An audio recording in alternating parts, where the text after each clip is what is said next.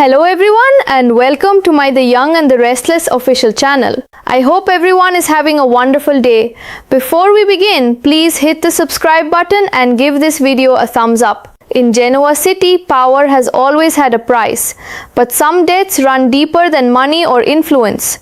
Some betrayals leave scars that never fully heal, and for Victor, those scars are about to resurface. The day begins quietly at the Newman Ranch. Deceptively calm, but tension thrums beneath the surface like a live wire. Victor sits alone in the study, staring at the city skyline.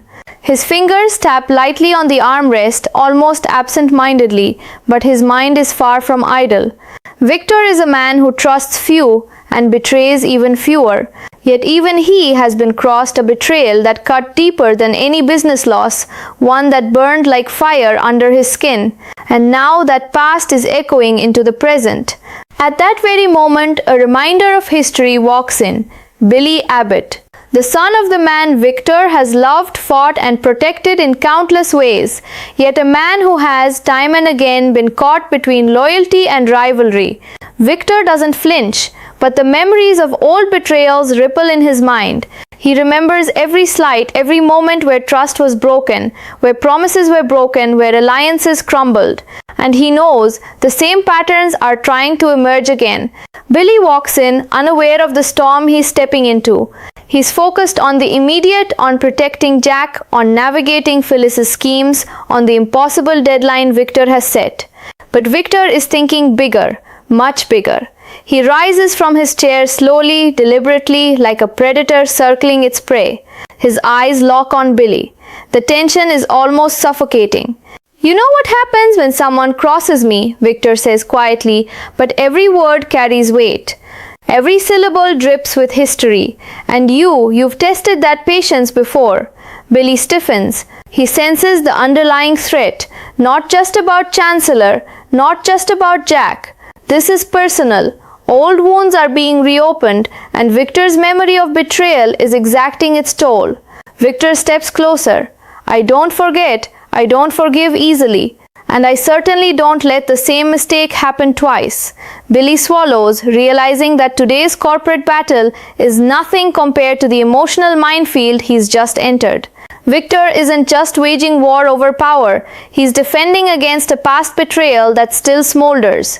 Meanwhile, across town, Phyllis Summers plays her own game, unaware of the depths of Victor's personal fire. She's weaving strategies with Kane, stalling Billy with the familiar contract snag excuse. But Victor knows this pattern. He's been burned by deception before, and he can see the same red flags Billy may be too close to ignore. Victor moves methodically, crafting a plan that doesn't just secure Chancellor, it protects against history repeating itself. Every move, every word, every leverage point is calculated. He will not allow anyone to cross him again, not Billy, not Phyllis, not anyone who thinks they can outmaneuver him. And yet, even Victor knows that betrayal can come from the most unexpected place.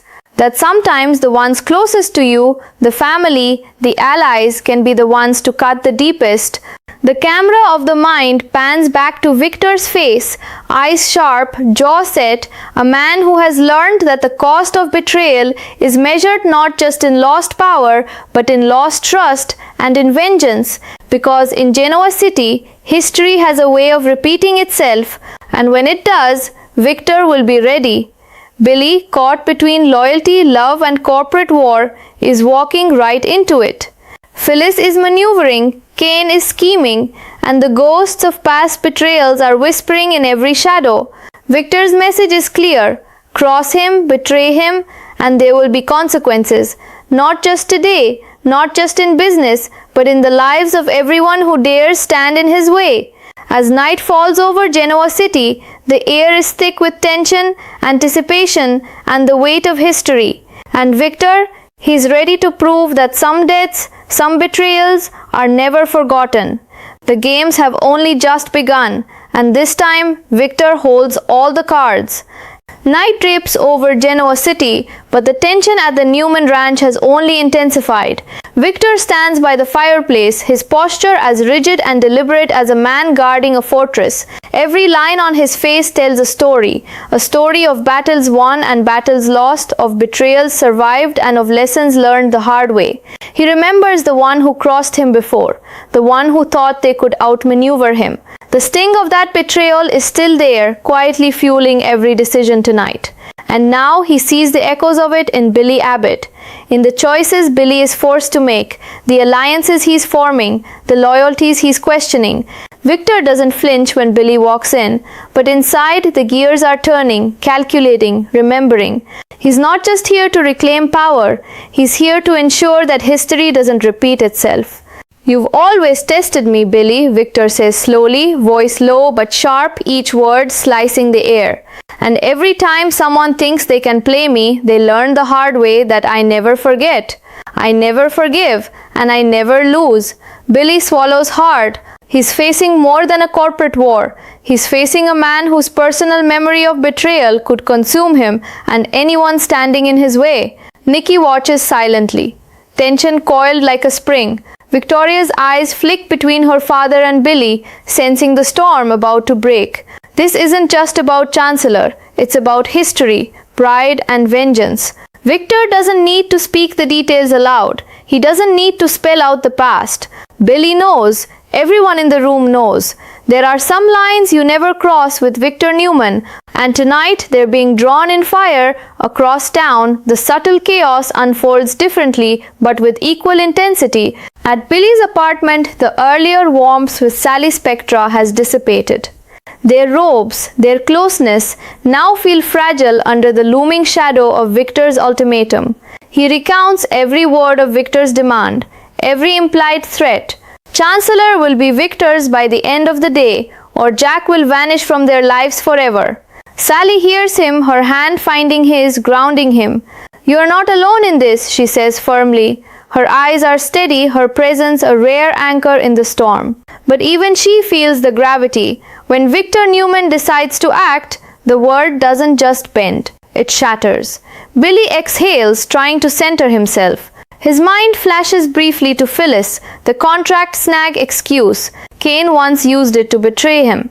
Phyllis just delivered it again.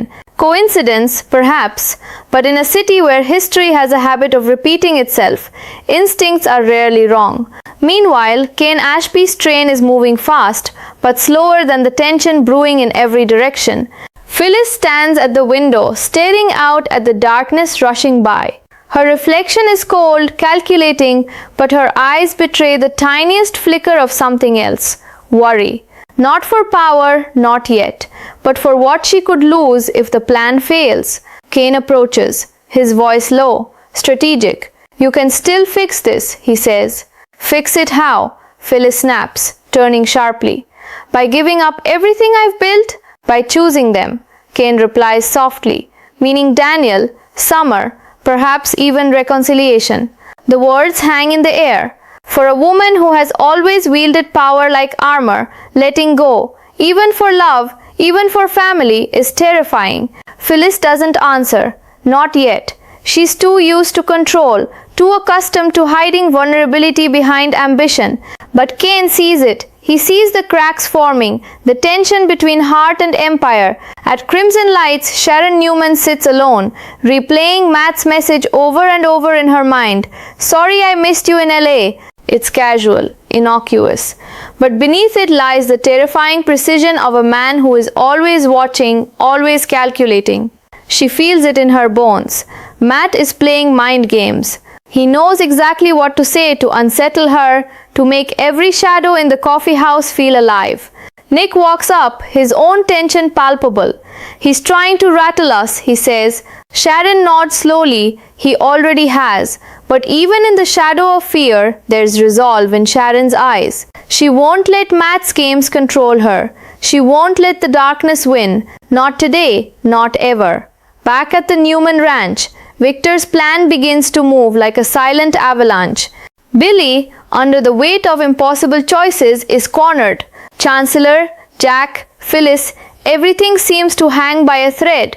But Victor's history, the betrayals he's survived, the enemies he's crushed, informs every move he's about to make. He's a man who has learned that patience, memory, and precision can turn fear into power. And tonight, every player in Genoa City is part of the board he controls.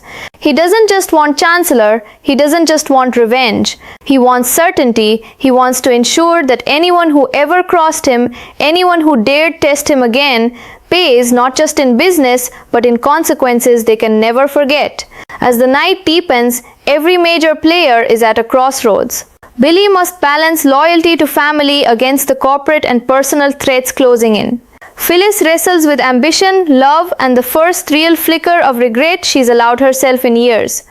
Kane maneuvers carefully, trying to keep every pawn in place, knowing one wrong move could unravel everything. Daniel debates forgiveness, power, and whether the shift he's seeing in his mother is real or another manipulation. Nick and Sharon prepare for the hunt, hearts pounding, minds sharp, aware that Matt could strike from anywhere. And Victor stands in the shadows of his own legacy, a man forged in betrayal and vengeance, ready to act decisively, mercilessly, and strategically. He has been crossed before and he will not allow it again. The city holds its breath. History is alive in every glance, every word, every calculated step. In Genoa City, betrayal is never just about the past, it is the engine that drives the present, and Victor Newman is ready to steer it. The games have only just begun, and this time the stakes are higher than ever.